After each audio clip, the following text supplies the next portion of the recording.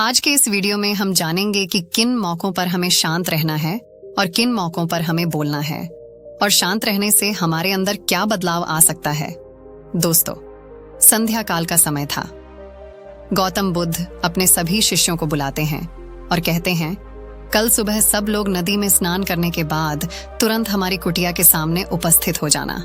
सभी इसी से हैरान रह जाते हैं कि हम लोगों ने कुछ गलती की है क्या। जब भी कोई व्यक्ति गौतम बुद्ध के संग में शामिल होता था तो बुद्ध उसे सबसे पहले शांत रहने के लिए कहते थे। ध्यान की अवस्था में जाने से पहले उस भिक्षु को शांत रहना सिखाया जाता था। आज के दौर में हर तरफ शोर है। इसकी वजह से दिमाग में तनाव पैदा होना लाजमी है। ऐसे में अगर आप हर रोज कुछ देर मौन रहने का अभ्यास करते हैं तो इससे आपके तनाव पैदा होने वाले हार्मोन के लेवल में कमी आती है। इससे आपका दिमाग शांत होता है, गुस्सा नियंत्रित रहता है और तनाव बढ़ाने वाले हार्मोन्स का लेवल घटता है। लेकिन कुछ लोग ये कहते हैं कि हो सकता है कि गुरुजी कल सुबह कुछ अच्छी बात बताने वाले हैं। सब लोग रात को सही समय पर सो जाते हैं और सुबह उठकर सभी लोग नदी में स्नान करने के बाद वापस गुरुजी के सामने उपस्थित हो जाते हैं। पद में आपसे जब वह बड़ा हो जाएगा तो आज जो रवैया आपका उसके साथ है, आने वाले समय में वह भी आपके साथ वही करेगा। आप किसी को नीचा दिखाकर बड़ा नहीं बन सकते हैं। बड़ा बनना है तो अपने से छोटे लोगों का इज्जत भी करना सीखें और साथ ही साथ बड़े लोगों का भी सम्मान करना चाहिए। लोगों को लगता है कि अगर वह अकड़ कर बोलेंगे और सामने वाले को नीचा गिराने की कोशिश करेंगे तो वह बड़े बन जाएंगे। तो यह उन सब की भूल है। बड़े होने की बजाय आप उनकी नजरों में गिरते चले जाएंगे। गौतम बुद्ध ने आगे कहा, इसीलिए शिष्यों, तुम सब जब भी बोलना आदर भाव से बोलना ताकि तुम्हारी बात लोगों को अच्छी लगे। बोलने में भाई बहन, माता पिता, मित्र इत्यादि संबोधन शब्दों का इस्तेमाल जरूर करना। इससे तुम्हारी मान प्रतिष्ठा तो बढ़ेगी ही, साथ ही साथ लोगों की नजरों में तुम समझदार व्यक्ति बनते जाओगे। बुद्ध ने आगे कहा, तीसरा मौका जहां पर व्यक्ति को चुप रहने में ही भलाई है। क्रोध या घृणा करने वाले लोग, जब कोई अपना या सगा संबंधी आप पर क्रोध कर रहा हो, आपका अपमान कर रहा हो, तो आपको उस वक्त चुप रहना चाहिए ताकि सामने वाले का गुब्बारा पूरी तरह से फट जाए।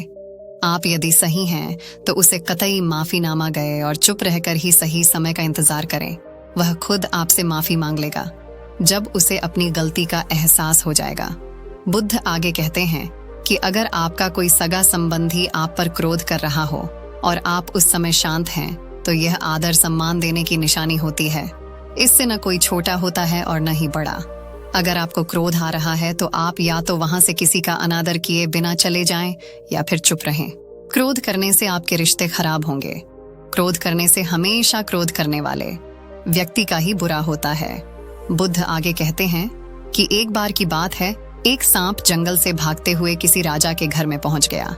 लोगों ने छेड़खानी की तो वह बहुत ही गुस्सा हो गया, जिससे घर में जो तलवार पड़ी हुई थी उसी को लपेटकर कसने लगा और धीरे धीरे उसका पूरा शरीर कट गया। ये गुस्सा उसे खा गया। ठीक उसी प्रकार हमारा गुस्सा भी हमारे शरीर को तलवार की भांति काटता रहता है। गुस्सा ध्यान से खत्म होता है। प्रतिदिन अगर आप ध्यान की मुद्रा में बैठे हैं तो आपका गुस्सा आपके नियंत्रण में रहेगा। बुद्ध आगे कहते हैं कि यह तरीका है कि आप प्रतिदिन ध्यान का अभ्यास करें। इससे आपके शरीर में जो हार्मोन्स गुस्से को बढ़ावा देते हैं वह सब तुम्हारे नियंत्रण में रहेंगे, जिससे शरीर गुस्से पर आसानी तुम्हारा से काबू पा लेगा। लेकिन एक तरीका यह भी है कि जब भी आपको गुस्सा आए तो आप यह समझने का प्रयास करो कि क्या मेरा गुस्सा जायज है या नहीं। हमें वहां पर बोलना चाहिए कि नहीं। जब आप खुद इस बात का आंकलन लगा पाएंगे तो आपको खुद पता चल जाएगा कि हमें गुस्सा करना चाहिए या नहीं। फिर भी आपको गुस्सा आ रहा है तो आप वहां से हटने का प्रयास करें, वहां से दूर चले जाएं। धीरे धीरे समय के साथ आपका दिमाग शांत हो जाएगा। बुद्ध ने कहा, चौथा, ऐसा मौका जहां पर इंसान को बहुत ही समझदारी के साथ काम लेना चाहिए। वहां पर आपको चुप रहना ही चाहिए जहां पर उस मुद्दे से आपका कोई संबंध ना हो। अगर आपका किसी मुद्दे से कोई संबंध ना हो तो वहां आपका चुप रहना बनता है, बिना किसी वजह। अगर आप दूसरे के मुद्दे पर बोलेंगे तो यह आपके लिए अनिष्टकारी होगा। इसमें केवल और केवल आपका ही नुकसान है। जल्द ही आप किसी दो लोगों के बीच हो रहे विवाद में जल्दी अपनी टांग न डालें।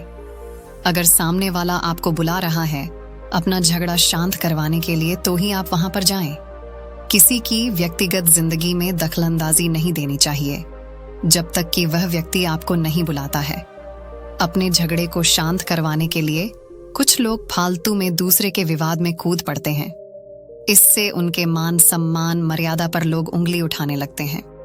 गौतम बुद्ध कहते हैं कि इन मौकों में 5वां ऐसा मौका जहां पर व्यक्ति को बहुत ही समझदारी के साथ चुप रहना चाहिए। आपके शब्दों से किसी मित्र को हानि न पहुंचे। अगर आपके शब्द सामने वाले के परिवार या मित्रों की प्रतिष्ठा के बारे में बुरी झलक दिखा रहे हैं तो आपको चुप रहना चाहिए।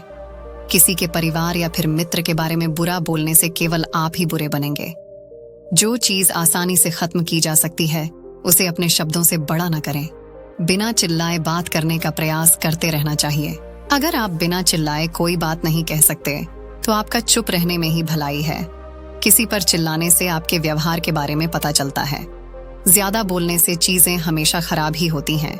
कई बार कुछ रिश्ते ज्यादा तेज बोलने की वजह से टूट जाते हैं। इसलिए अपनी आवाज में मीठापन लाएं। आपके शब्दों से आपके दोस्त को हानि नहीं पहुंचनी चाहिए। कभी कभी दोस्तों के जब हम मजाक हैं तो रहें कि आपके शब्दों से किसी का अनादर ना हो। मजाक को भी हमेशा शब्दों के मायने में ही रखें। जहां किसी को शब्दों से चोट लगे वहां चुप हो जाएं। ज्यादा बोलने से हमेशा नुकसान ही होता है। किसी और की प्रतिष्ठा को अपने शब्दों के माध्यम से उसे हानि नहीं पहुंचानी चाहिए। यदि आपके शब्दों से किसी और की प्रतिष्ठा को ठेस पहुंच रही है तो वहां आपको चुप हो जाना चाहिए। जब कोई व्यक्ति आपके सामने नहीं है तो आप उस व्यक्ति के बारे में बुरे शब्द किसी तीसरे व्यक्ति के सामने न बोलें। बुद्ध कहते हैं 6ठा मौका जहां पर व्यक्ति को चुप रहना चाहिए। जब कोई कर रहा हो किसी की बुराई, जब कोई आदमी आपके सामने किसी तीसरे आदमी की बुराई कर रहा हो, तब तुम्हें चुप रहकर बस सुनना चाहिए। तो दोस्तों, उम्मीद करती हूँ आपको इस कहानी से एक अच्छी शिक्षा मिली होगी। ये कहानी आपको कैसी लगी हमें कमेंट बॉक्स में कमेंट करके जरूर बताएं। और आपके अपने चैनल कहानी दर्पण को जरूर से जरूर सब्सक्राइब कीजिए और इस कहानी को अपने दोस्तों के साथ जरूर शेयर करें ताकि उन्हें भी इस कहानी से कुछ सीखने को मिल सके। धन्यवाद।